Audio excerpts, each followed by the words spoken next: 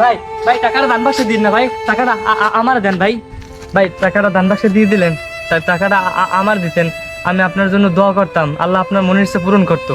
সেই একই তো কথা হলো, তোমাকে দিলেও আল্লাহ খুশি হতো, আর এখন মসজিদে দিলাম তাও আল্লাহর রাস্তায় দান করলাম। নিশ্চয়ই আল্লাহ আমার মনের আশা পূরণ করবে ইনশাল্লাহ। সত্যি ভাই, মসজিদে দান করলে আল্লাহ মনের ইচ্ছা পূরণ করে? হ্যাঁ করেন তো, মসজিদে দান করলে আল্লাহ মনের ইচ্ছা পূরণ করেন। ভাই আমার কাছে টাকা আছে, আমি মসজিদে দান করব।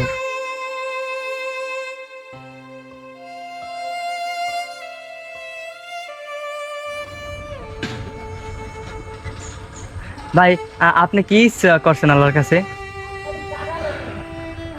আমারটা বাদ দাও, তুমি গরিব মানুষ হয়েও টাকা দান করলে, তুমি কি মনের ইচ্ছা পোষণ করলে আল্লাহর কাছে? ভাই আমার ইচ্ছা আমি যেন পেট ভরে ভাত খাইতে পারি। ওহ, খুব সুন্দর ইচ্ছা। যাই হোক, আমার ইচ্ছা যদি আল্লাহ পূরণ নাও করে, আমি চাই আজকে তোমার ইচ্ছা পূরণ হোক। চলো, তুমি ভাত খাবে পেট ভরে। সত্যি ভাই আপনি আমাকে খাওয়াবেন? হ্যাঁ অবশ্যই, তবে আজ আমি নয়, আজ আল্লাহ তোমাকে খাওয়াবে। চলো আমার সাথে। চলেন ভাই।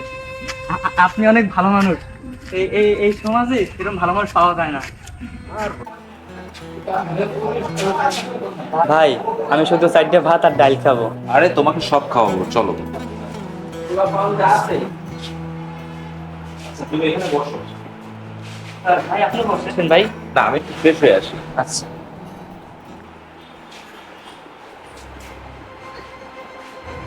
এই ফকিনির বাচ্চা, তুই আবার আইছো? আমার এক স্যার এখানে খাতে নিয়ে আসছে। এই ফকিনির বাচ্চা, তোর কোন স্যার খাইতে লেগেছে?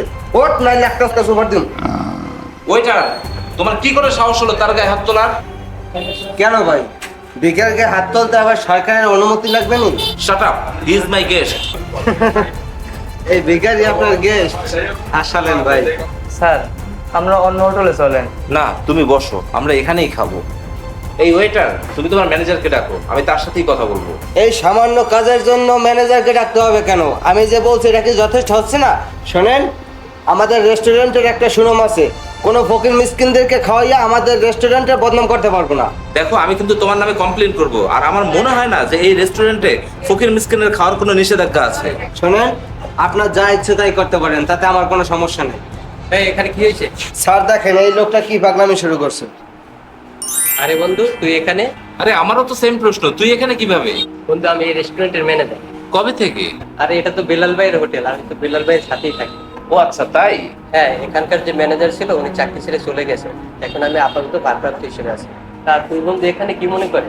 বন্ধু, আমি তোমার এখানে আসছিলাম আমার এই ভাইকে নিয়ে খেতে, কিন্তু তোমার এই ওয়েটার বলতেছে এখানে নাকি কোনো ফকির মিসকিনকে খাওয়ানো যাবে না। এটা কেমন কথা বন্ধু?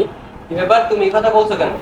বেলাল ভাই হোটেল বানিয়েছে গরিব ব্যক্তিদের খাওয়ানোর জন্য, এখনই তার কাছে পাঠাও।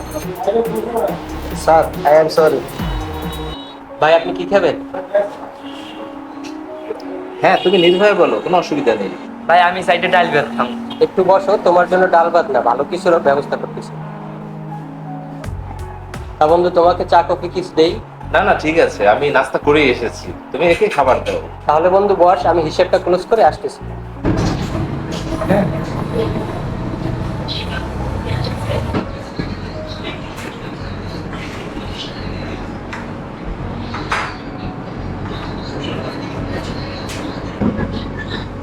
ভাই খাই? হ্যাঁ, শুরু করো।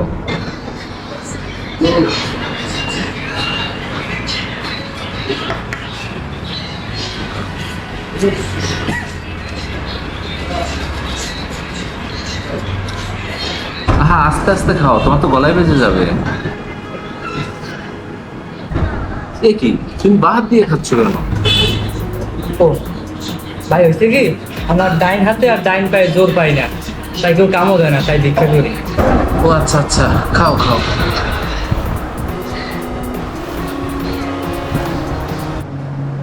কি ব্যাপার বন্ধু, এত গভীর রাতে কি চিন্তা করছিস? বয় বয়। আর বলিস না, ওটাই খারাপ। এই যে আজকে একটা ইন্টারভিউ দিয়ে আসলাম। কেন এখনো তো চাকরি হয়নি? হয়েছিল বন্ধু, কিন্তু ওই যে বসদের পা চাটতে পারবো না, এজন্য আমার দ্বারা আর চাকরি করা হয় না কোনো জায়গায়। ও হ্যাঁ, তোর তো আবার একটু ইগো প্রবলেম আছে। তাহলে তুই এক কাজ কর, যেহেতু ফ্রি আছিস, তাহলে আমাদের রেস্টুরেন্টের ম্যানেজারের পোস্টটা খালি আছে, তুই এখানে ঢুকে যা। কি বলিস বন্ধু, সত্যি? আরে হ্যাঁ। বন্ধু, তোর এই ঋণ আমি কোনোদিন ভুলতে পারবো না। আল্লাহ প্রত্যেকটা মানুষকে ভালো কাজের প্রতিদান দেন, এই নাটকটি তার একটা জলজান্ত উদাহরণ।